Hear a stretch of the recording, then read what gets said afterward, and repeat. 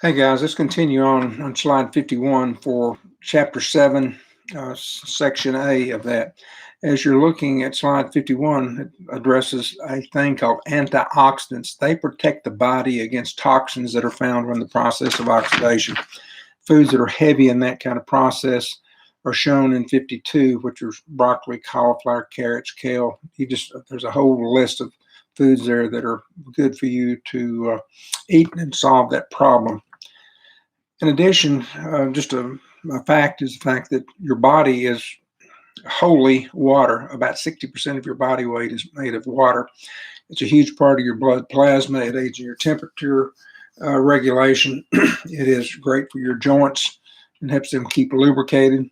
Obviously, it's a shock absorber in your eyes and your spinal column, and amniotic fluid if someone were pregnant.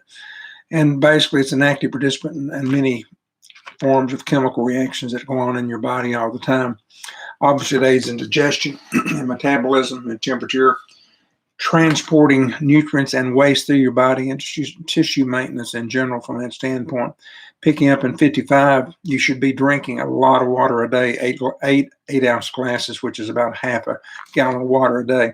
If you're into teas and coffees and soda, anything that is caffeinated does not count on that water count. In addition, looking at that, if you're into things with caffeine, you need to limit those amount and watch the amount of sugars because, if you go to Starbucks, most of their products are heavy laden with sugar, and that's a lot of calories that you don't need. A nutritional summary that you get into is basically coming back into having sound eating practices, slide 58. Do things in moderation. Be aware of overly processed foods, foods that are high in sugar, foods that have got a lot of saturated fats or hydrogenated fats in them, and even be aware of healthy snacks. Some of them seem to be good. Look at your food labels on the backs.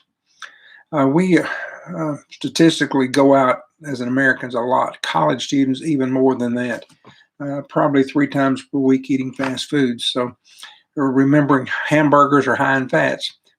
French fries, again, high in fats. Those chicken sandwiches and fish sandwiches, unless they're grilled, and specifically noted, they're deep fat fried, again, high in fats. So one of the things you have to watch out for. Looking back at calorie content, remembering where calories come from. In carbs, there's four calories per gram for every carb that you eat. Proteins are the same, 4 calories per gram. Fats have 2.5 times that, 9 calories per gram.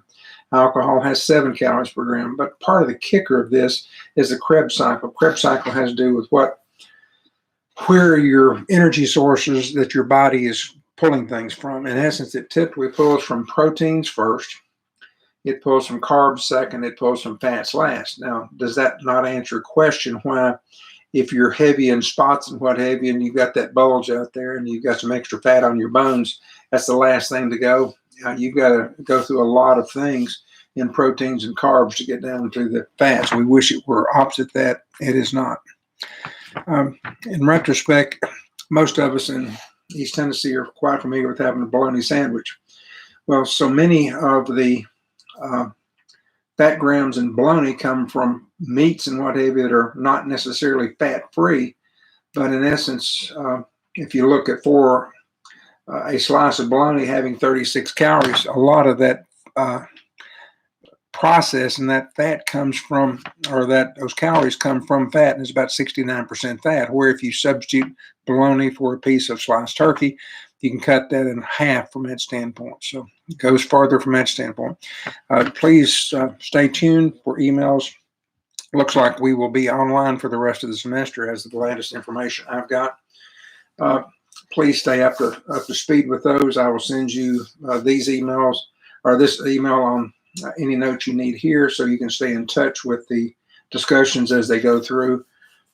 Please keep up with your chapter quizzes. I think you've got one due on this coming Monday at 6 o'clock. For chapter 6 has got to be completed. We're about halfway through on that. As we start moving the other, also respond via email if your reaction, if we Well, in essence, we were supposed to be going to the National Fitness Center Tuesday, which cannot happen. And there's another section on the syllabus of doing Supersize Me, which can't happen either. So that was a reason for moving things forward a bit. I will look forward to your input and your kickbacks on email. Guys, be safe and be good. See you later. Bye-bye.